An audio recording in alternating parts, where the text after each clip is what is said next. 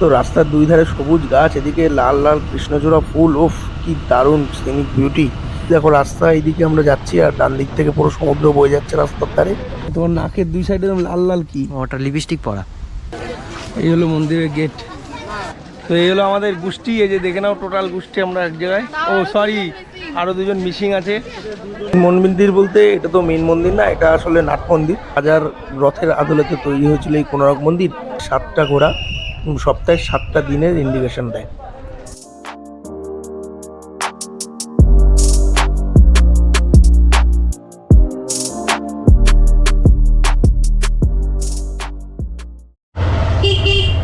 জয় জগন্নাথের নাম নিয়ে আমরা আজকে দ্বিতীয় দিনের সাইট সিংয়ের যাত্রা শুরু করলাম।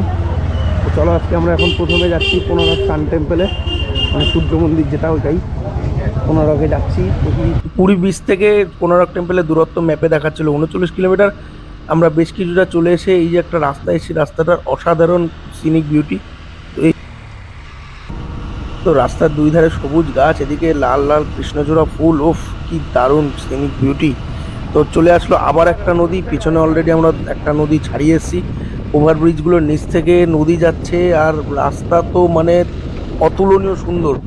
তো এই রাস্তা যেন কেউ মিস না। তো এই জায়গায় আমরা একটু আগে গেছি বলে একটু দাঁড়িয়ে আছি, কারণ সৌমেনদা 4 চাকা নিয়ে আসছে। তো আমরা অনেকটা এগিয়ে গেছি, যেহেতু বাইক আর এইসব একটু কনজাক্টেড এরিয়া ছিল।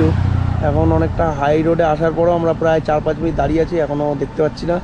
চিরন্তন, তোমার কেমন লাগছে আজকের জার্নিটা? খুবই ভালো, খুবই এনজয় করছি। যে আশেপাশের যে পরিবেশ, এই যে রাস্তার ভিউ, আমি না বাইকটা চালাচ্ছি না, কিন্তু তুমি তো চালাচ্ছ, তোমার কীরকম ফিলিং আসছে বাইক? খুবই সুন্দর, খুবই পরিবেশ সুন্দর, খুবই ভালো লাগছে। তোমার নাকের দুই সাইডে লাল লাল কি, ওটা লিপস্টিক পরা। লিপস্টিক তো লিপে পড়ে, তুমি নাকে পড়েছো? আরে কারণ আছে। কি কারণ আছে বলা যাবে না। তো এই যে আমরা একটা ডাবের দোকান দেখে দাঁড়িয়েছি, সৌমেনদারাও চলে এসছে। আসো, হ্যাঁ ওই কোলে করে নিয়ে আসবো। ডাবটা গাড়িতে দিলেই তো ভালো হতো। চিরন্তনের বাইকের টায়ারের অবস্থা খারাপ। সবাই মিলে ডাব খেতে দাঁড়িয়েছি। তুলনামূলক এই জায়গাটা ডাবের দামটা দেখলাম একটু কম। সি বিচে মোটামুটি 50-60 টাকা, এবং আমাদের বাড়ির এই সাইডে মানে আমাদের এখানে সব তো এখন 70-80 টাকা হয়ে গেছে, কিন্তু এখানে দেখলাম 30 থেকে 40 টাকা দাম আছে। তো দাঁড়িয়ে দাম করে ভালো লাগলো বলে এই জায়গাতে দাঁড়িয়ে আমরা ডাব খেতে দাঁড়িয়েছি। মানে এখানে ভিউ যতই দেখাবো ততই কম। এবার একটা এমন জায়গায় চলে এসেছি, দেখো রাস্তা এইদিকে আমরা যাচ্ছি আর ডান দিক থেকে পুরো সমুদ্র বয়ে যাচ্ছে রাস্তার ধারে, আর পুরো ফাঁকা এরিয়া।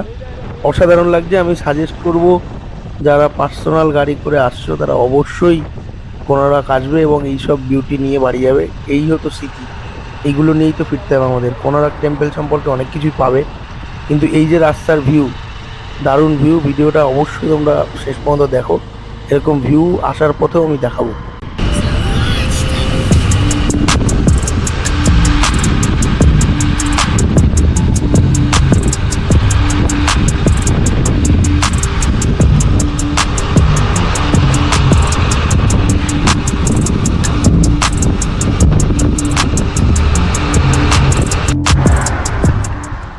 তো চলে আসলাম মন্দিরের সামনে। এই হলো মেন ঢোকার আগে রাস্তা।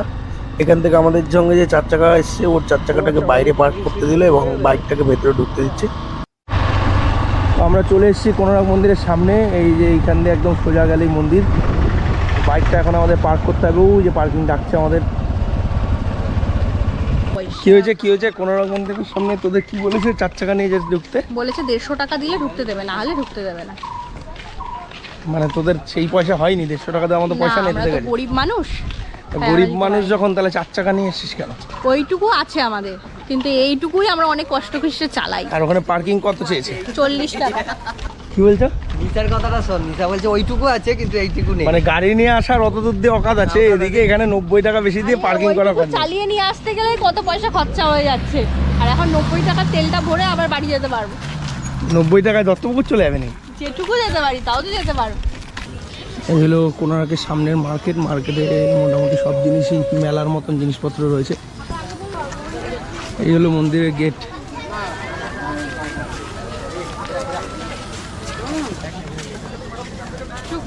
গেট দিয়ে ঢুকে এই যে বাদিক গেলে এই হলো টিকিট কাউন্টার।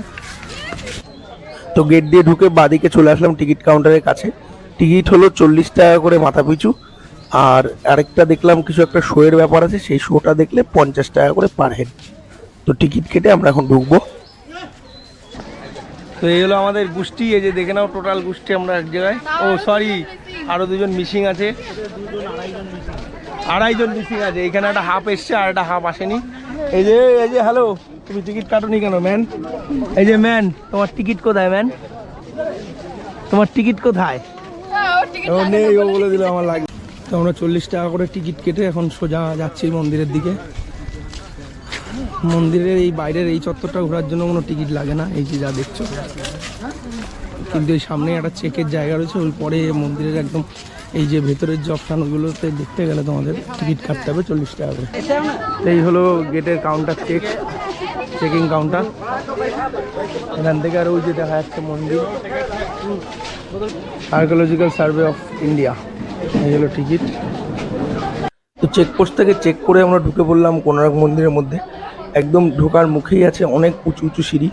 তো যতদূর সম্ভব 1.5 ফুট থেকে 2 ফুট এক একটা হাইট হবে সিঁড়ি। যাদের পায়ে ব্যথা আছে তারা বলেও ওই সিঁড়ি দিয়ে ওঠার চেষ্টা করবে না। এমনি তার ডান দিক দিয়ে বা দিক দিয়ে দুই দিক দিয়েই সাইড দিয়ে আসার জায়গা আছে, ওইখান থেকে আসবে। আমরা যেহেতু চাইছিলাম সিঁড়ি দিয়ে উঠতে, তাই সিঁড়ি দিয়ে উঠে দেখলাম প্রচণ্ড কষ্ট হবে। যাদের পায়ে ব্যথা তারা কখনোই ওই দিক দিয়ে আসবে না, ডান দিক বা দিক দিয়ে আসবে। আসলে এই জায়গাটায় পৌঁছে যাবে, আর সামনেই তোমরা পেয়ে যাবে মেন মন্দিরটা। মেন মন্দির বলতে এটা তো মেন মন্দির না, এটা আসলে নাট মন্দির। মেন মন্দিরের ধ্বংসাবশেষও বোধ হয় নেই যতদূর আমি জানি। তো এটা আসলে নাট মন্দির। এই হলো মেন সূর্য মন্দির, যেটা এটা এই দিক দিয়ে আমরা ঢুকলাম এরপর থেকে। আর যাদের পায়ে ব্যথা তারা এই দিক দিয়ে না এসে এই যে ডান দিক আর এই বাঁ দিক থেকেও আসতে পারবে।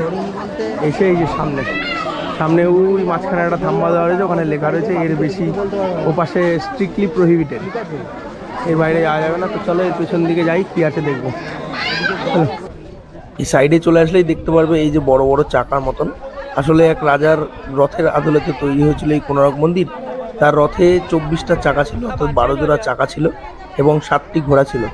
তো এই 24টা চাকা সম্ভবত 24টা প্রহরের ইন্ডিকেট করে। আর যে ঘোড়াগুলো ছিল ওই 7টা ঘোড়া সপ্তাহে 7টা দিনের ইন্ডিকেশন দেয়। তো সবার দেখা দেখি আমরাও একটুখানি এই চাকাগুলোর সামনে দাঁড়িয়ে কয়েকটা ছবি টবি তুললাম। ছবি টবি তুলে প্রচণ্ড গরম লাগছিলো। প্রথম কথা সেভাবে রোদ্দুর ছিল না, কিন্তু মেঘলা ওয়েদার হওয়া সত্ত্বেও প্রচণ্ড পরিমাণে গরম লাগছিলো, ঘাম হচ্ছিলো। এর জন্য একেবারেই বেশি একটা ঘোরা যাচ্ছিল না। তো এর পেছনে একটা ছায়া জায়গা আছে, গাছের তলায় গিয়ে আমরা বসলাম। তারপরে তো মন্দিরের একদম পেছন সাইডে এসে কিছুটা ছায়া পেলাম, আর একটা গাছ আছে, সবাই এখানে ওয়েট করছে। আর এখানে বাঁদিকে ঠান্ডা জল, আর এখানে পাম্প জল আছে। একদম মন্দিরে ঢোকার মুখে ঠিক ডান হাতে এক্সিটটা রয়েছে। মন্দিরটা ঘুরে পেছন দিক দিয়ে যদি আসো তোমরা, তাহলে বেরোনোর সময় বাহাতে পড়বে। এখান থেকে এক্সিটটা করেই সামনে একটা মন্দির রয়েছে।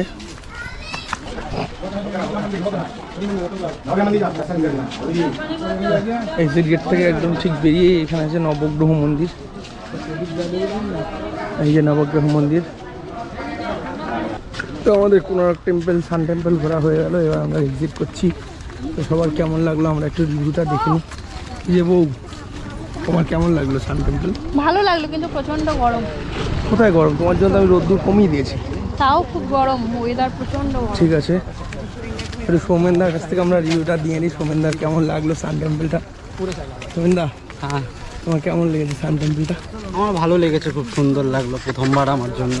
ও, তোমার তো পুরী আবার ফার্স্ট টাইম।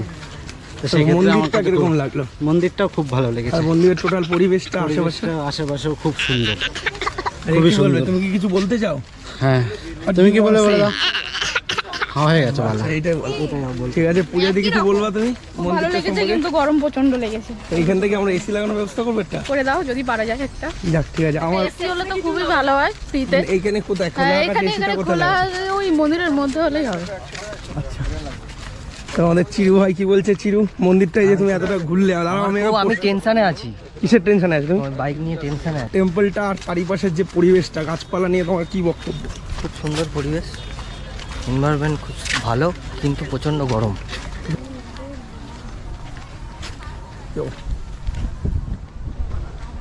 টেম্পলের পেছনের গেট দিয়ে এক্সিট করার সময় আবার একটা মার্কেট, পুরো মার্কেটে প্রথমেই আছে লেবু জল, গোলা, আর এই সাইডে কাজুর দোকান, গোলার সমস্ত।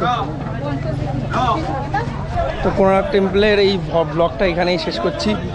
এই মন্দির সম্পর্কে আমি যা দেখালাম, এর বাইরে আমি কিছু জানি না, এই জন্য এর থেকে বেশি কিছু বলতে পারলাম না। যদি ব্লগটা ভালো লাগে তো চ্যানেলটাকে সাবস্ক্রাইব করে দিও। আমরা এখন এরপরে ফিরে যাব আমাদের হোটেলে, তারপর বিকেলে যাব আবার মেইন যে জগন্নাথ মন্দির, ওখানে গেলে তোমাদের আর একটা নতুন ব্লগ দেখাবো।